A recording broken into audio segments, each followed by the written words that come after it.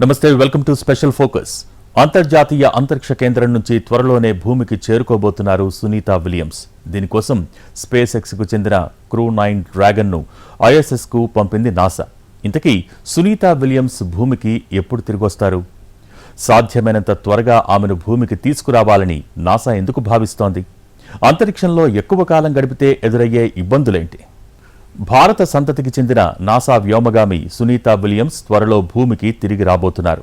ఆమె కోసం స్పేస్ ఎక్స్కు చెందిన ఫాల్కన్ క్రూ 9 ద్వారా డ్రాగన్ క్యాప్సూల్ను పంపింది నాసా.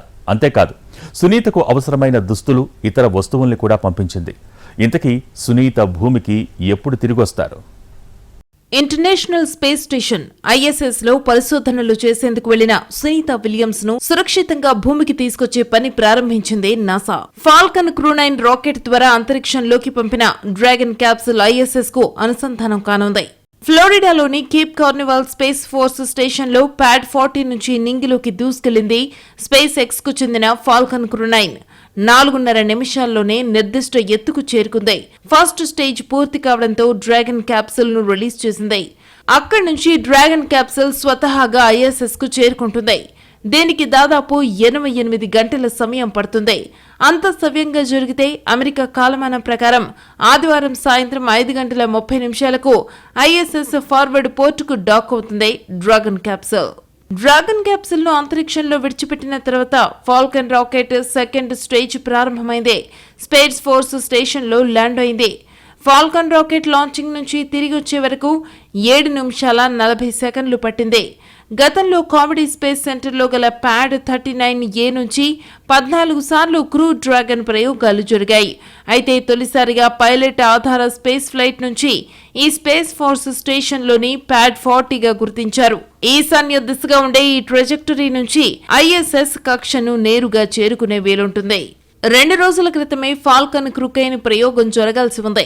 కానీ హరికేన్ హెలెన్ ప్రభావంతో వీస్తున్న ఈదురు గాలులతో పాటు మబ్బులు కమ్ముకుని వర్షం పట్టడం వల్ల ఆటంకం ఏర్పడింది. వాతావరణం అనుకూలంగా లేకపోవడం వల్ల ప్రయోగం వాయిదా పడింది. ఫాల్కన్ క్రూ 9 లాంచ్ చేసిన క్రూ డ్రాగన్ లో 2 వ్యోమగాములు ఉన్నారు. వీళ్లలో NASA astronaut Nick Hague commander గా వ్యవహరిస్తుండగా రష్యా కాస్మోనాట్ అలెగ్జాండర్ గుర్బునోవ్ తొలిసారిగా ISS కు వెళ్తున్నారు. వాస్తవానికి వీరితో పాటు స్టీఫెన్ విల్సన్, జెనా కార్డ్మన్ వెళ్లాల్సి ఉంది.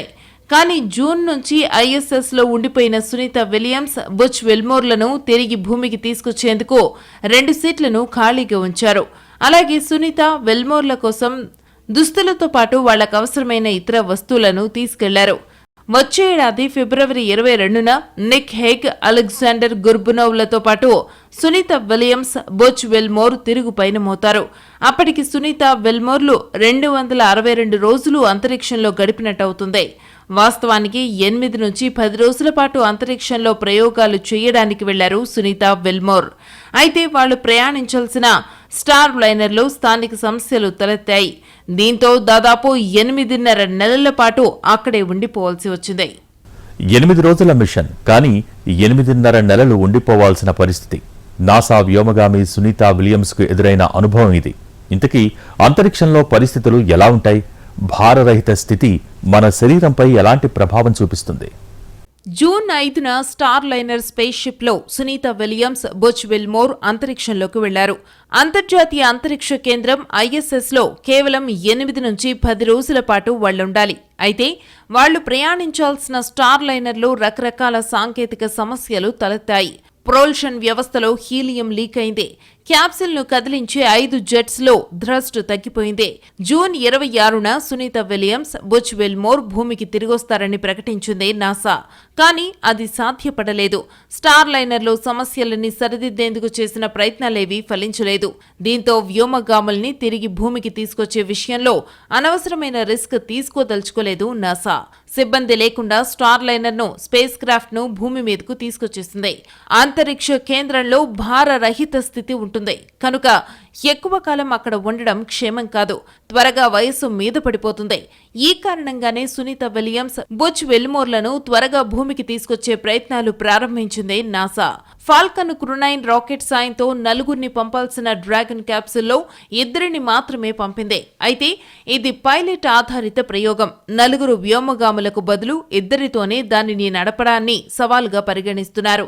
ఇక ఐఎస్ఎస్ కు వెళ్తున్న క్రూ డ్రాగన్ లో గల NASA astronaut Nick Hague, Russia cosmonaut Alexander Gorbunov 5 నెలల పాటు అక్కడ గడపనున్నారు. ప్రస్తుతం క్రూ 8 కమాండర్ మాథ్యూ డొమినిక్ నేతృత్వంలో మైక్ బ్రాట్, జీనెటీ ఏప్లతో పాటు కాప్రోనాట్ అలెగ్జాండర్ గ్రెబెన్కెన్ల బృందం ఐఎస్ఎస్ ను చూస్తుంది.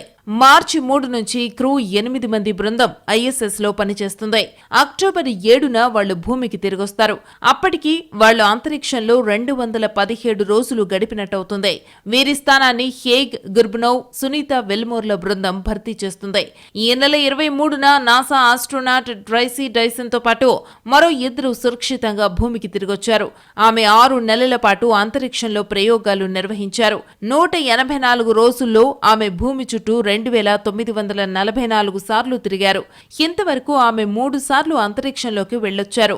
ఇక డైసన్ తో పాటు వచ్చిన రష్యా కాస్మోనాట్లైన ఓలెగ్ కొనోనెన్కో, నికోలై చబ్ ఏకబిగిన 374 రోజుల పాటు అంతరిక్షంలో గడిపారు.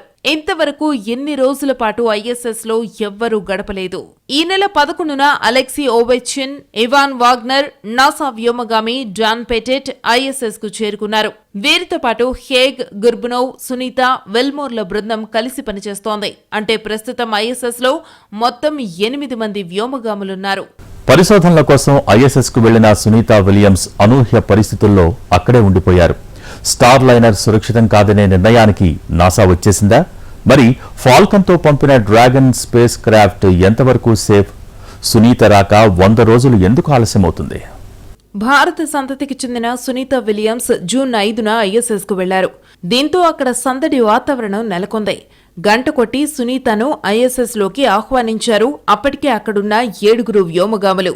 అంతేకాదు సునీతను చూడగానే వాళ్లందరిలో ఆనందం వెల్లివిరిసింది. భూమికి 400 కిలోమీటర్ల దూరంలో గల ఐఎస్ఎస్ లో కేవలం 8 నుంచి 10 రోజులు ఉండేందుకు వెళ్లారు సునీత. తాను వెళ్లిన బోయింగ్ స్టార్ లైనర్లోనే ఆమె భూమికి తిరిగి రావాల్సి ఉంది.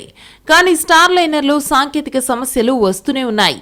తర్వాత స్పేస్ డెబ్రిస్ వల్ల ఒకసారి కార్యక్రమం వాయిదా పడింది.